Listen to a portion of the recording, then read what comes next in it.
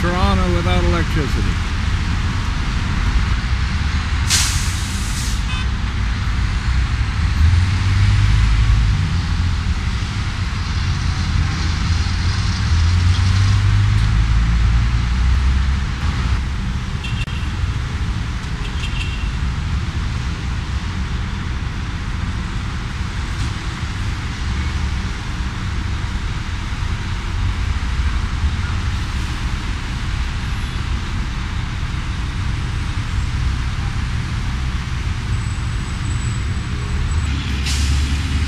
Be out all over the place.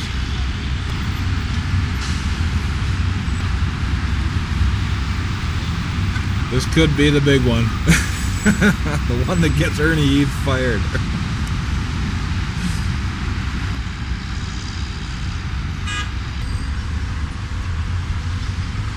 Here it is. It's almost an hour after the power went out. We still don't have any power. Nobody seems to know how to drive. They're all taking their life into their hands.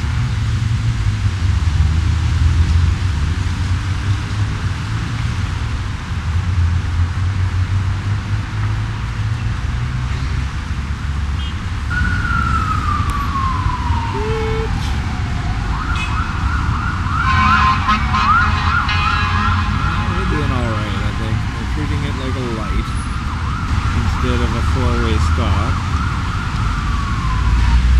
This is what the world would look like if there was no stoplights. Anarchy. 7:48, August 14th. In our hotel room. Sun going down.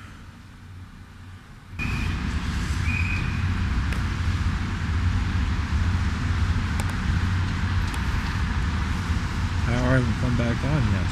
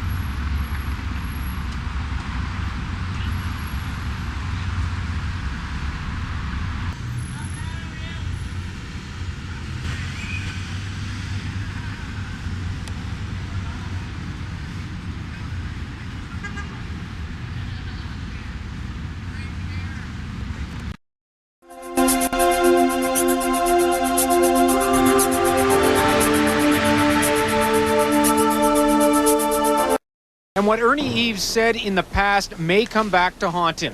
Listen to this exchange in the legislature just in June about what to do in case of a blackout. What they should do just in case we have a blackout or a brownout. He and the leader of the third party were in this legislature about a year ago today, fear-mongering about exactly the same issue. They weren't right then, and they aren't right now. That may have been true 2 months ago. It's not true now. There's no bread, and the water, they just pulled a bit more water out, but they are running out. It has been a disastrous day for air travelers right across the country. Most Air Canada flights were cancelled because the airline's emergency power systems crashed.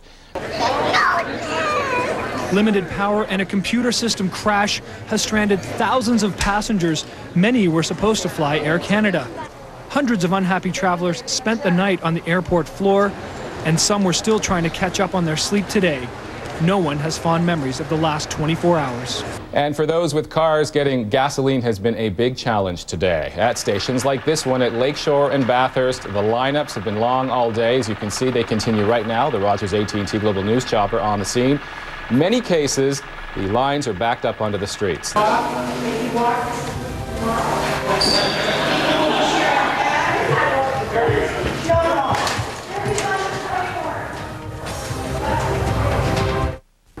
And the people of Toronto have once again stepped up to the challenge with the greatest spirit that I've ever seen in any city. The mayor of Toronto says he's proud of everyone after a power outage that sent our city into total darkness, in some cases for 7 hours, in other cases all night. But nothing could dampen the spirits of our Toronto. I am so proud of the people directing traffic and helping others. Now, residents of Ontario, of course, are not the only ones affected by the blackout. Millions of people down south also left in the dark. U.S. President George Bush is calling it the worst blackout in North American history and a wake-up call. The subways will not be operating during the day, and there will be traffic delays since traffic lights will not be working everywhere.